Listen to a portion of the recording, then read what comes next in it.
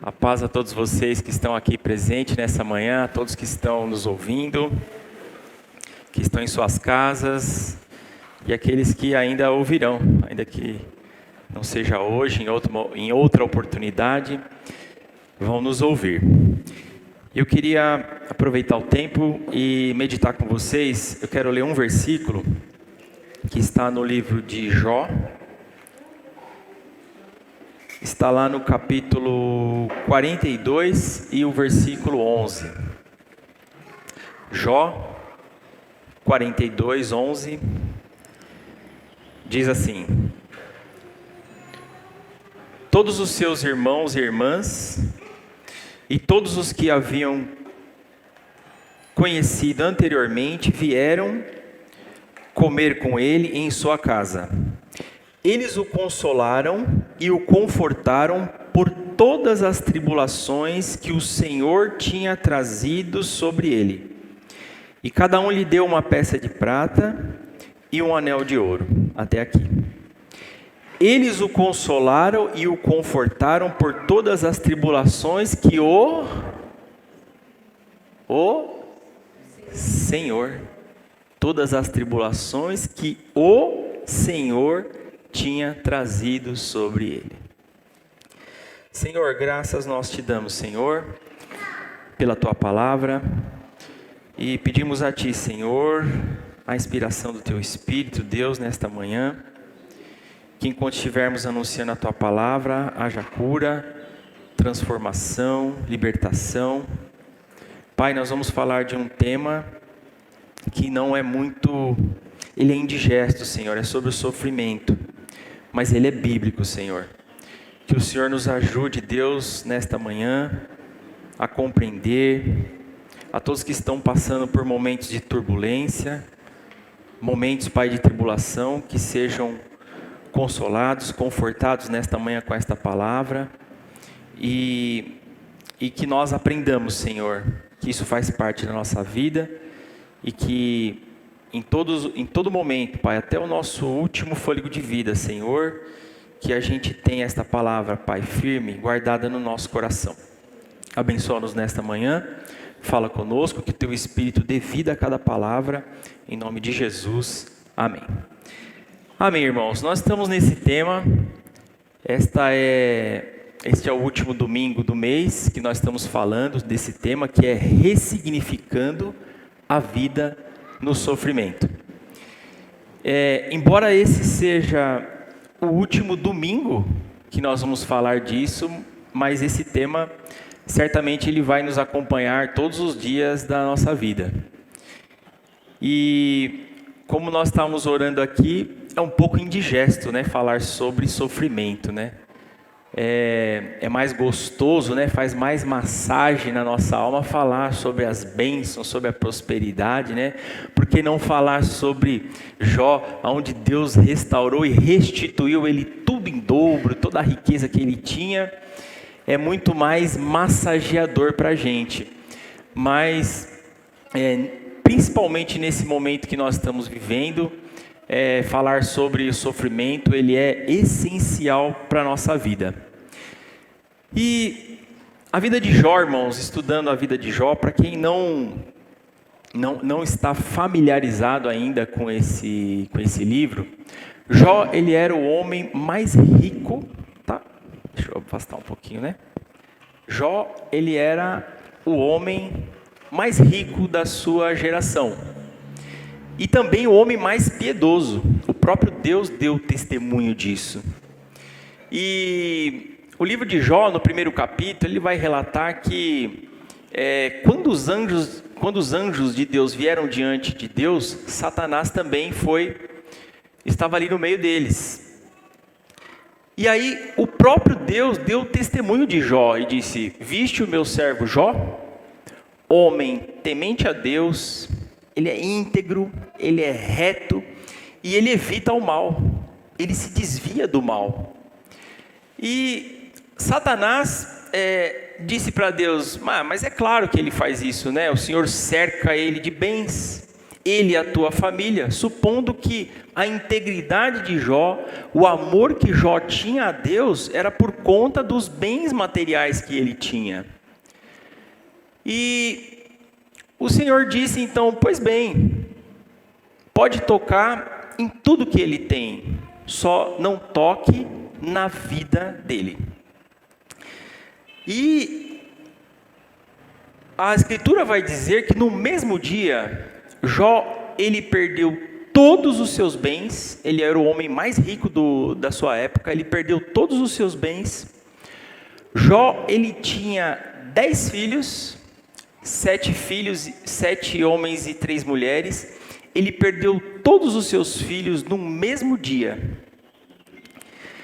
E não bastasse isso, novamente Satanás disse a Deus: mas também ele tem saúde, né? Pele por pele. O homem dará tudo o que ele tem pela sua vida, né? Ou seja, mostrando para Deus: o Senhor tirou os bens dele, o Senhor tirou a família dele, mas ele ainda desfruta de saúde. E o Senhor novamente disse a Deus, o Senhor disse a Satanás: tudo bem, você pode tocar na saúde dele, mas não toque na vida dele. E a Escritura vai dizer que ele foi acometido de enfermidades a ponto dele se coçar com telhas, com cacos de telha. E tudo isso aconteceu na vida de Jó. E como nós ouvimos aqui, o próprio Deus deu testemunho que ele era um homem íntegro, reto, temente a Deus e um homem que se desviava do mal. Importante aqui é a gente pensar também que Jó era um homem real.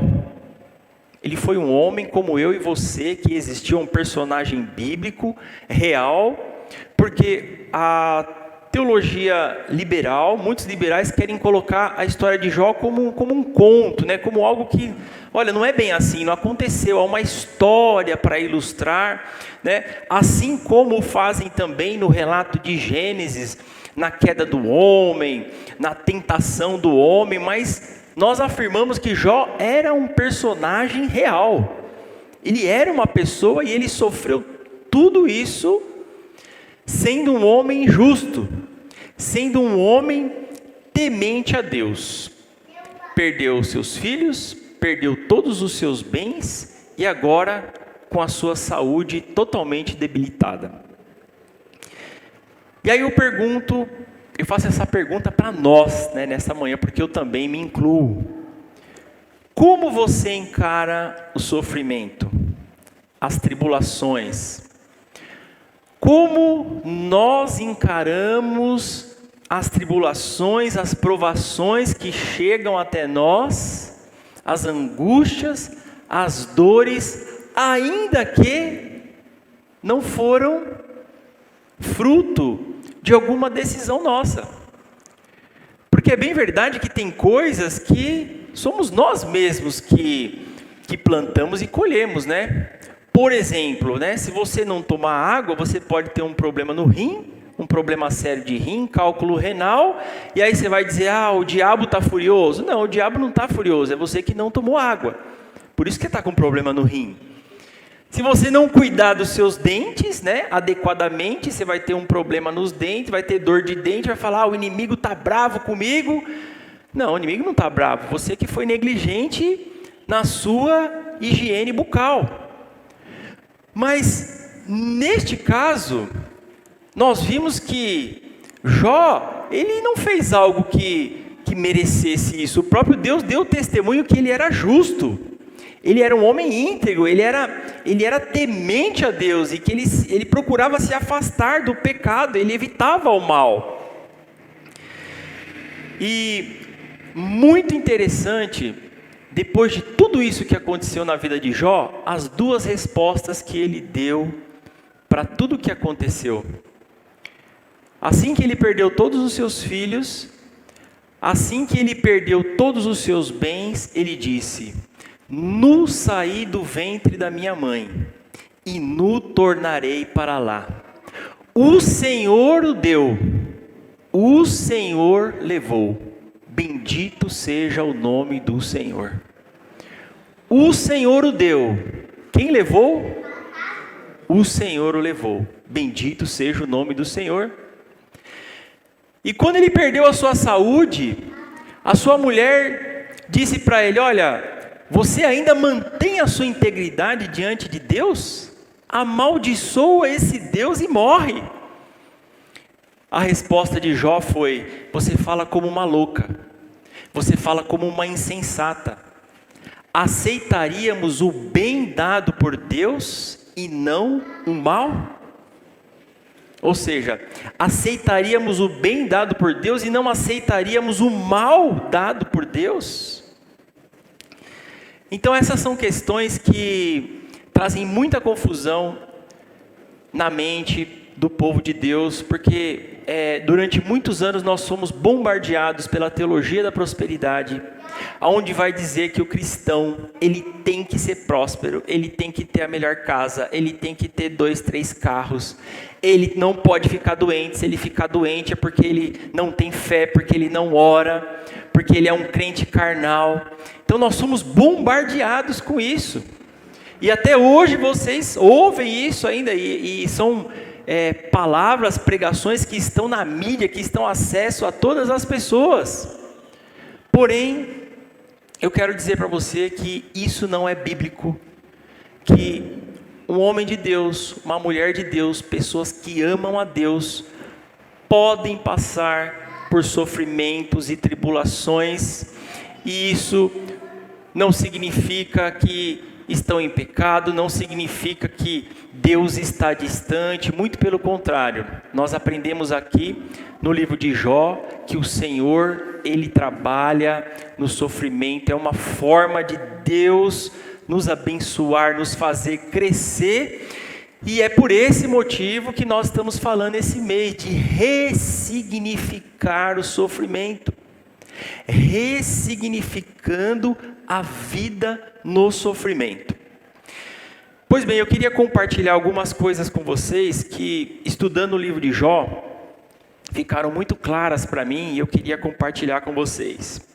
Primeiro, Jó não atribuiu a Satanás tudo aquilo que ele estava passando. Ele não atribuiu a Satanás. Quando nós, lá no capítulo 1, nesse relato, quando Satanás ele chega para Deus e fala: olha, você cercou ele de bens, é por isso que ele te serve, tira tudo dele para ver se ele não vai blasfemar na tua cara. Eu acho muito interessante que as escrituras ela tem alguns detalhes, né? O Senhor diz assim: pois bem, então pode tirar tudo dele e não toca na vida dele. Esse pois bem para mim, ele é como uma autorização, né? Uma permissão de Deus. Então, pois bem, eu estou permitindo que você faça isso. E o Senhor ainda coloca limites, né? Olha, você pode tocar em tudo que ele tem, só não toca na vida dele. E Jó, meus irmãos, ele entendeu muito bem isso, porque ele não atribuiu a Satanás. Ele disse: o Senhor Deus, o Senhor o deu, o Senhor o levou. Então, às vezes o cristão ele fica, né? O inimigo está furioso. Irmão, o diabo ele não tem poder nenhum sobre as nossas vidas. Tudo vem do Senhor. O Senhor é aquele que governa as nossas vidas. O Senhor é aquele que está no trono do universo. E se Ele nos escolheu, se Ele nos chamou, Ele controla, Ele governa a nossa vida. E tudo vem do Senhor.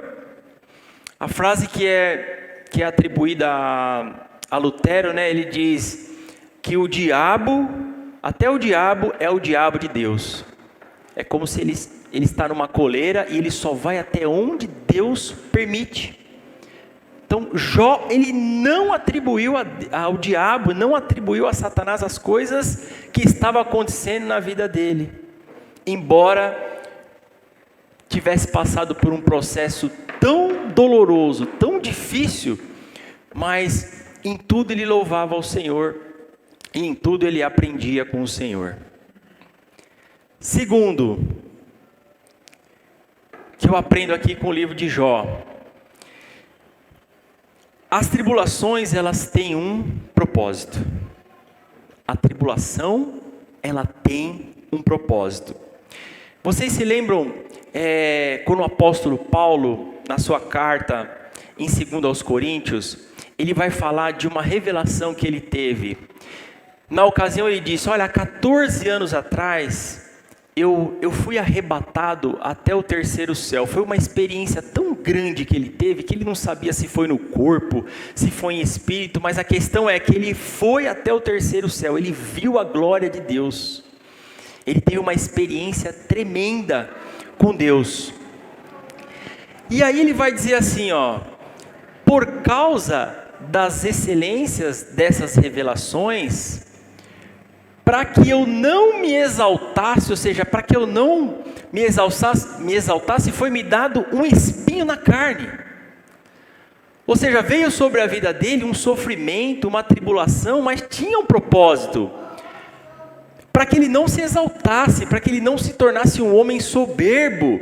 E o Senhor colocou um espinho na carne em Paulo. O texto não fala claramente o que é, mas muitos estudiosos falam sobre uma enfermidade, mas enfim, foi uma aflição, uma tribulação que veio sobre a vida de Paulo. E ele orou 3 vezes ao Senhor, o que todos nós cristãos devemos fazer quando nós estamos nessa situação, é buscar o Senhor, é orar. E ele orou 3 vezes, mostrando aqui a insistência na oração. Mas o Senhor disse para ele, Paulo, a minha graça te basta, porque o meu poder, ele se aperfeiçoa na fraqueza. A minha graça te basta. Então havia um propósito para que aquele espinho na carne foi colocado na vida de Paulo. Então as tribulações, a gente não deve ficar atribuindo ao diabo, não, calma. Tem propósito. O Senhor, em todo momento, como nós cantamos aqui, Ele sempre será Deus, Ele sempre vai nos amparar, e em todas as nossas tribulações e dificuldades, a graça do Senhor, ela vai nos alcançar, e ela vai nos ajudar a passar por toda a situação, porque o Senhor, Ele está sempre conosco. O meu poder, ele se aperfeiçoa na fraqueza. E aí depois de orar, e depois de Paulo perceber que o Senhor não iria tirar aquele espinho na carne, ele disse, olha, então eu vou me alegrar mais ainda nas tribulações, nas angústias, nas perseguições. Por quê? Porque o poder de Deus, ele vai se aperfeiçoar em mim. E ele diz, e quando eu estou fraco, aí é que sou forte. Olha só a conclusão que ele chega. Olha a conclusão. Eu sei que é indigesto a gente falar sobre sofrimento. É indigesto, mas ele é bíblico.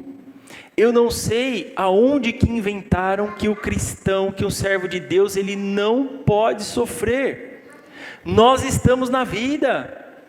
O ladrão entra na casa, o carro quebra, a doença chega, nós estamos na vida, tudo isso nós estamos sujeitos, mas há uma diferença, que é a graça de Deus. A graça de Deus, ela vai nos sustentar e vai nos ajudar até o fim. O apóstolo Paulo, na carta aos Romanos, ele vai falar que a tribulação, ela produz paciência, perseverança, ela produz esperança. E quando a gente fala em produzir, aquilo que produz, ele cria, ele gera, fabrica, ele causa, ele provoca, ou seja, é útil. A tribulação, ela é útil para o cristão. Há benefícios na tribulação. E mais uma vez eu vou citar aqui uma frase de Lutero, onde ele vai dizer: se você quer conhecer a Deus, tem 3 caminhos: a Bíblia, a oração e o sofrimento. Olha só o que Lutero diz. Então a gente precisa desconstruir essa coisa de que eu sou blindado, essa coisa de que eu não fico doente, essa coisa de que eu não fico desempregado, essa coisa que eu não passo perrengue, né, financeiro, que o meu carro não quebra, que eu não tenho problema de saúde, que eu não tenho enfermidades. A gente precisa desconstruir e trazer um novo significado. É isso que nós estamos propondo, ressignificar a vida no meio do sofrimento. Porém, diante de tudo isso que nós estamos expondo aqui, eu gostaria de colocar um terceiro ponto aqui que não é fácil. Não é fácil.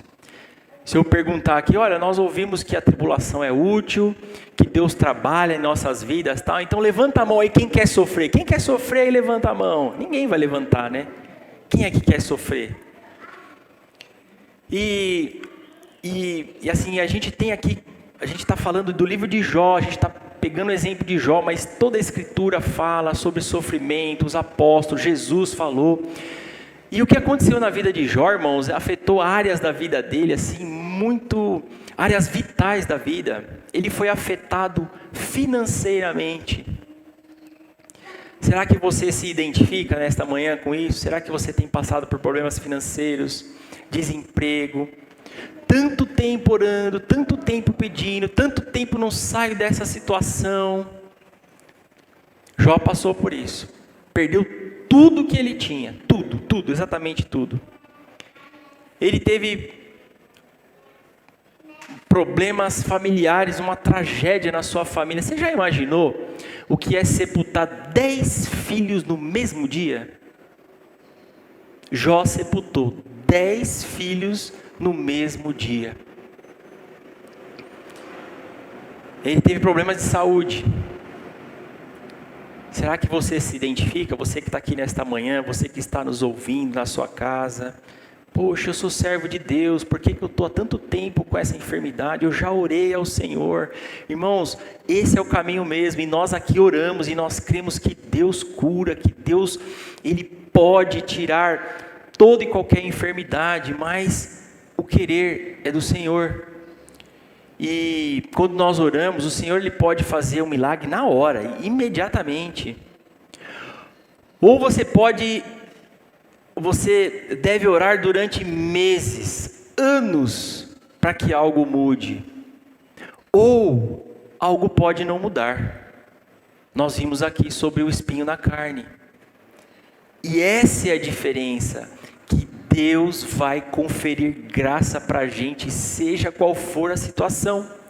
Se demorar ou se persistir, o Senhor vai dar graça para a gente passar por tudo isso. Ele teve problemas no seu casamento. A esposa, né, aqui nós temos como auxiliadora, como companheira, aquela que nos ajuda, o marido, né, aquele teu porto seguro, né, que está sempre ali com você, né? Ela disse para ele, você mantém a sua integridade, amaldiçoa esse Deus e morre. Está aí, estabelecida uma crise no casamento. Você se identifica com isso nesta manhã? Como é que está o teu casamento? O que Deus quer te ensinar? Continue orando, continue buscando o Senhor. Ele teve sua área também dos seus amigos, nas suas amizades foram afetadas, né? Aliás, na semana passada o pastor falou bastante, né, sobre amizades. E aqui os amigos de Jó, irmãos, eles, né, a intenção deles era muito boa. Eles saíram de onde eles estavam, foram até Jó, ser ali solidários com Jó. Eles ficaram durante 7 dias em silêncio ali com Jó, sendo ali parceiro mesmo, né? Mas quando eles começaram a abrir a boca, aí, né? Eu anotei algumas frases aqui, estudando o livro de Jó, eu anotei algumas frases. Você imagina Jó, um homem íntegro, temente a Deus, passando tudo isso que ele está passando. Olha só o que os amigos de Jó disseram para ele. Alguma das frases que os amigos de Jó disseram para ele. Qual inocente chegou a perecer? Onde um íntegro sofre distribuição? palavras para uma pessoa que está ali totalmente destruída, abatida, depressiva. Olha só, clama, você pode clamar, mas ninguém vai te ouvir. Quem cultiva o mal, isso também colherá. Porque essa era a mentalidade deles.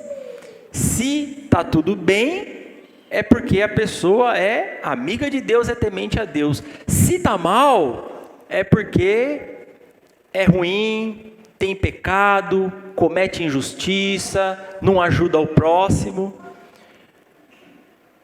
Olha outra coisa que os amigos de Jó disseram: quem cultiva o mal, isso também colherá. Agora, essa aqui para mim é a top das top, né? Deus castigou seus filhos pelo mal que fizeram.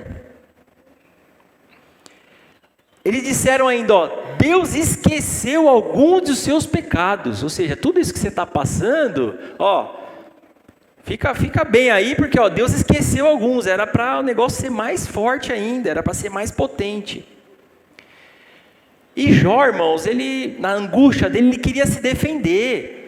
Ele expunha, ele falava, ele conversava. E aí um de seus amigos disseram: você é um tagarela.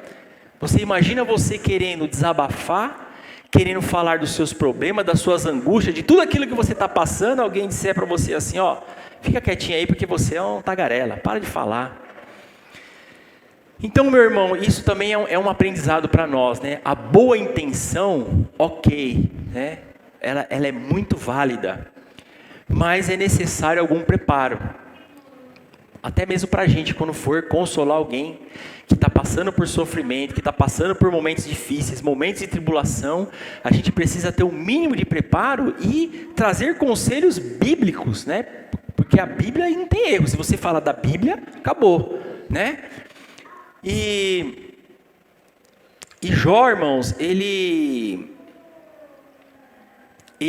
passou por um momento de depressão, né? Lá no capítulo 6, no versículo 9, ele pede a morte. Ele vai dizer, olha, ele amaldiçoou o dia que ele nasceu, ele fala, olha, quem dera Deus me esmagasse, ou seja, me aniquilasse, eu não quero mais viver.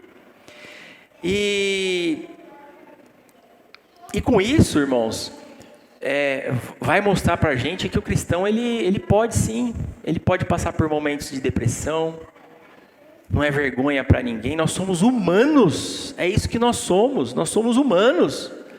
Apesar de passarmos por angústia, tribulações, e saber que Deus está cuidando de nós, que Deus está trabalhando no nosso fortalecimento espiritual, e quando nós passamos por angústia, por dor, não é para a gente ficar prostrado, não é? Deus não quer que a gente, né, já enterra de uma vez, não. O Senhor, Ele quer o quê? Ele quer nos ajudar, Ele quer fortalecer, Ele quer nos ensinar, Ele quer nos tornar mais fortes espiritualmente. É esse o propósito, não é nos deixar prostrado. E quando eu estava falando aqui de boa intenção, eu me lembrei eu estava ouvindo uns irmãos que eles fazem trabalho de capelania. E na década de 90, quando surgiu o vírus HIV, ele estava assim devastador, né? Não tinham os coquetéis, né? As pessoas, elas definhavam mesmo, morriam sem tratamento, era uma coisa nova. E ela contou de um irmão que, aqui eu estou falando de boa intenção, mas falta de preparo, né? Ela falou de um irmão que esteve no hospital, foi visitar, a intenção era boa? Sim, é claro, né? Você sair da sua casa e visitar o enfermo, ir no hospital, deixar o seu conforto, a sua família, dedicar o seu tempo a isso é muito bom.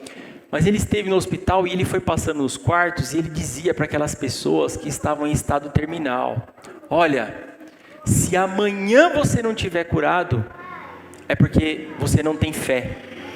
Então Deus vai te curar. Então se amanhã você acordar e não tiver curado desse vírus, é porque falta fé em você. E sabe o que aconteceu? Algumas pessoas acordaram e constataram que ainda tinha o vírus, pessoas se suicidaram por conta disso. Então, a intenção boa, ela é válida, mas é necessário um preparo. Então a gente precisa ter todo o cuidado do que a gente vai falar, de como a gente vai chegar nessas pessoas que estão sofrendo e passando por momentos de tribulação. E Jó, ele estava nesse estado mesmo, depressivo, ele amaldiçoou o seu dia, ele pediu a morte. Lá no capítulo 7 ele vai dizer assim, meus olhos jamais tornarão a ver a felicidade. Então são palavras de pessoas que estão ali sofrendo naquela dor, naquela angústia tão pesada, e eu tenho certeza que Deus compreende essas coisas. Até as bobagens que a gente fala quando a gente está passando por dificuldade, Deus entende, irmão. Deus entende. Eu me lembrei também que há alguns anos atrás, acho que foi lá para o ano de 2004, 2005, eu tinha uma colega que trabalhava comigo, ela era uma serva de Deus, ela saiu da empresa e estou ali trabalhando, tal, certo dia ela me liga e fala, chorando, aos prantos, ai Renato, me ajuda, o que aconteceu? O filho dela de 2 anos, que não tinha problema nenhum, estava na sala com a avó, brincando, tomou a mamadeira, começou a ficar roxo, deu um grito, caiu e não voltou mais. O filho de 2 anos teve uma morte súbita. E depois a gente vê que isso é uma coisa, é uma coisa comum, né? Acontece mesmo, né? Morte súbita em crianças, né? E como consolar, né? O coração de uma mãe assim, né? Eu fiquei assim muito pensativo nas coisas que na época eu disse para ela, né? Disse coisas que eu ouvia, às vezes eu ouvia em velórios, né? Do tipo, olha, se o teu filho pudesse dizer para você, olha, ele iria dizer, olha, onde eu estou aqui, eu estou tão bem que eu não quero voltar, né? Então, mas às vezes a gente fala coisas que é melhor ficar em silêncio, né? É melhor ouvir. E quando eu estive no velório, eu lembro que o pastor da igreja dela, numa boa intenção também, virou e falou assim, olha, não fica triste não. Ele está com Deus, ele está com Jesus. É verdade isso? É verdade. Uma criança inocente, né? Eu acredito que ela, assim que fechou os olhos, ela abriu com o Senhor mesmo. Mas como é que eu vou falar para uma pessoa que acabou de perder o seu filhinho de 2 anos, olha, não fica triste não. Como é que eu digo isso?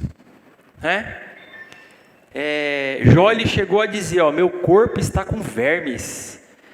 Eu tenho cascas de ferida, minha pele está rachada, vertendo pus. Olha a situação. Então é para a gente pensar mesmo, né?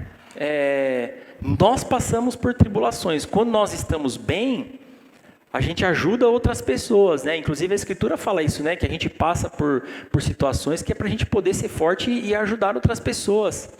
Mas como é que a gente vai ajudar, né? Quais são as palavras? Qual é o momento de dizer essas coisas, né? Pois bem, irmãos, vou correr um pouquinho aqui. Então Jó, ele teve muitos porquês, Jó, ele se queixou, e isso é nosso mesmo, é natural, é do homem. Ninguém é uma fortaleza a ponto de passar por situações e ter que estar com o sorriso estampado no rosto em todo o tempo, né? É possível que venha a depressão, sim, e isso acontece mesmo, porque nós somos homens, nós estamos nesse corpo aqui, nós estamos sujeitos. Porém, o que eu observo aqui é que Jó não perdeu a fé na soberania de Deus.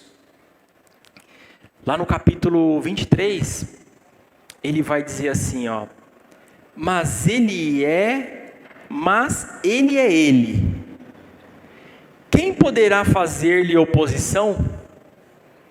Ele faz o que quer, executa o seu decreto contra mim, e tem muitos outros semelhantes. E o texto que foi muito citado nos devocionais, muito falado aqui nas pregações, é o de Jó, capítulo 42 e versículo 2, onde ele vai dizer, Senhor, eu sei que tudo podes, e nenhum dos teus planos podem ser frustrado.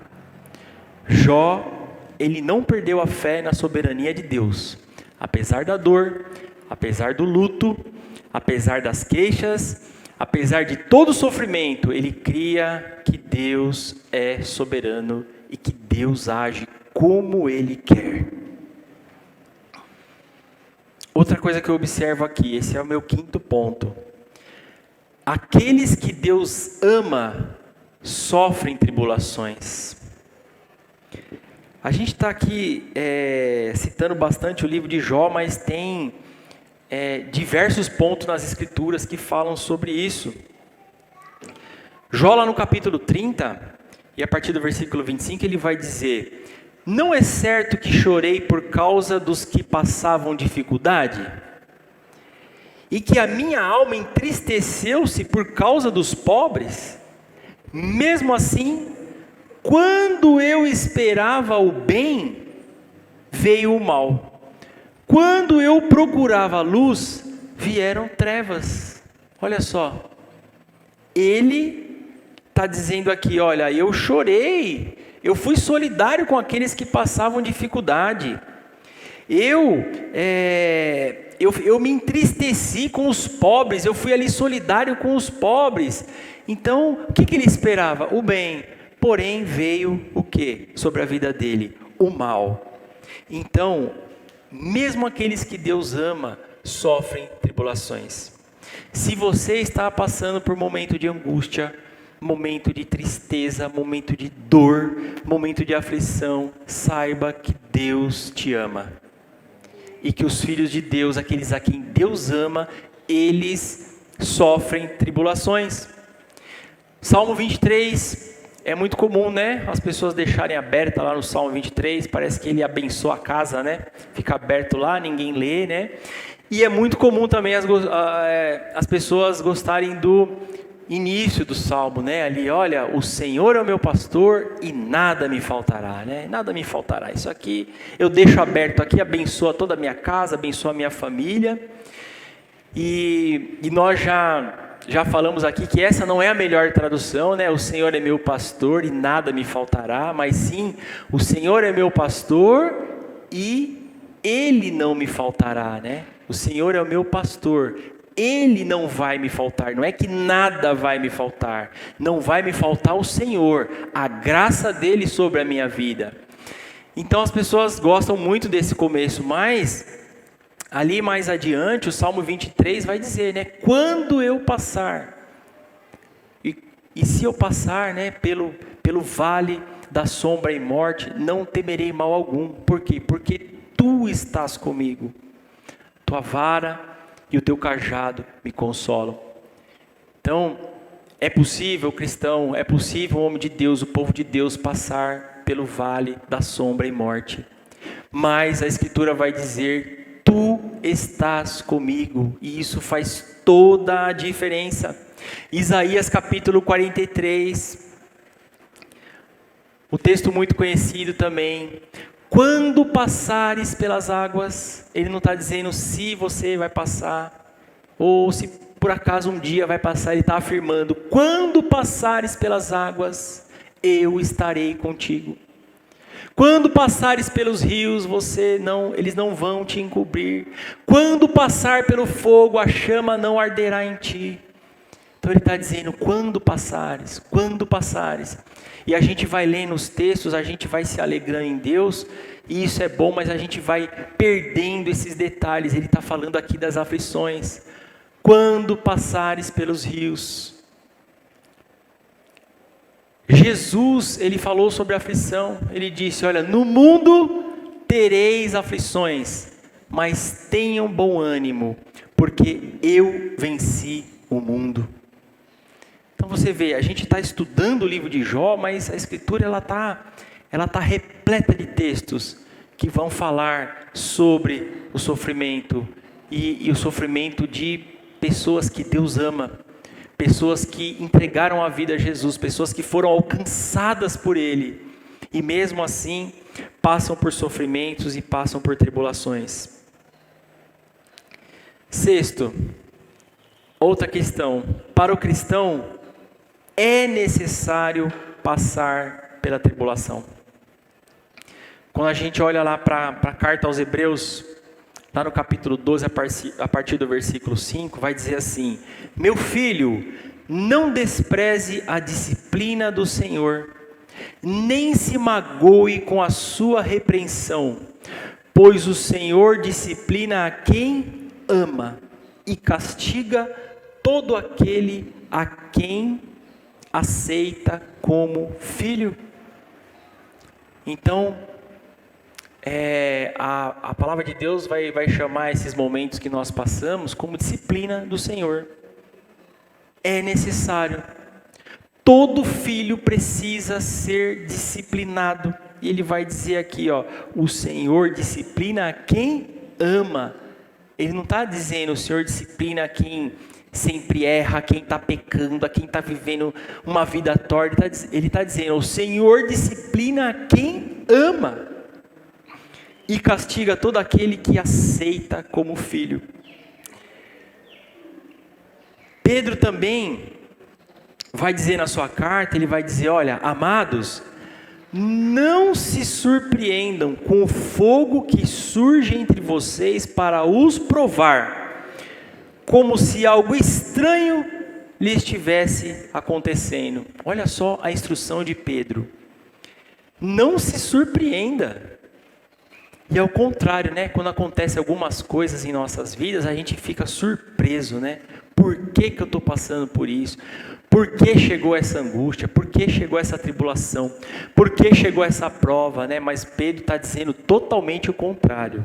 Não se surpreenda com o fogo que surge entre vocês para os provar, como se algo estranho lhe estivesse acontecendo. Então ele está querendo dizer aqui que as tribulações não é algo estranho para o cristão. Não é algo estranho. É algo que precisa acontecer. Não foi assim na vida de Jó.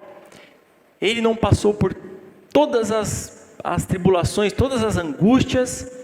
E ele disse aquela frase, né? Senhor, eu te conhecia só de ouvir falar, mas agora os meus olhos te veem. Por tudo que ele passou, obviamente Deus é espírito, né? Ele não estava dizendo que ele estava vendo o Senhor com os olhos, mas ele disse, olha, eu tinha uma compreensão do Senhor, agora eu entendi a tua grandeza, a tua soberania, a tua majestade, a tua glória, agora os meus olhos te veem. E isso aconteceu na vida de Jó por conta das aflições. Não foram nos momentos de bonança, aonde ele desfrutava de todos os seus bens, de toda a sua família, de todos os seus amigos, de amizades, de um casamento próspero. Não, foi no meio da aflição que ele pôde dizer, Senhor, agora eu enxergo melhor o Senhor. E para finalizar, irmãos, eu quero dizer também que o sofrimento, ele terá fim. Nós, irmãos, o povo de Deus, aqueles que o Senhor chamou, o Senhor alcançou, o Senhor abriu os olhos para que a gente pudesse amar a Deus, abrir os olhos para enxergar as Escrituras, Ele promete a todos nós o quê? Novos céus e nova terra. Um lugar onde não haverá mais lágrima, nem dor, nem morte. Nós não teremos mais esse corpo que é corruptível. Paulo fala de um corpo incorruptível. E eu percebo que muitas vezes a gente tem os olhos muito voltados para essa terra, né? Então por isso que cada sofrimento, cada aflição para a gente é um peso tão grande, né? A gente não consegue dar esse ressignificado, por quê? Porque a gente está só aqui, ó, nessa vida. Mas um dia, todos nós morreremos. Todos nós vamos fechar os olhos aqui. E quando nós abrirmos os olhos, nós estaremos com o nosso Senhor. E aí sim, eu posso dizer que haverá toda a cura, toda alegria, aí não haverá mais tribulação, não haverá mais dor, não haverá mais morte. Como nós falamos aqui nesta manhã, às vezes você ora e a coisa acontece imediatamente, né? É uma coisa maravilhosa, né? Às vezes você fica anos orando por algo, para que Deus livre, para que Deus mude a situação, o quadro. Mas nós já ouvimos também aqui que a gente pode passar toda a vida com certas angústias, com certas tribulações em algumas áreas da nossa vida. Mas o Senhor, Ele vai nos dar graça até o fim. O Senhor disse: eu estou com vocês todos os dias até a consumação dos séculos. E com toda certeza nós podemos dizer: olha, eu serei curado. Essa aflição, ela vai cessar. Porque essa é a nossa esperança. Nós falamos bastante aqui, nós não entramos no negacionismo. A vida é boa, é bom ter filhos, é bom ter família, é bom produzir, é bom estar na vida, tem coisas muito boas na vida.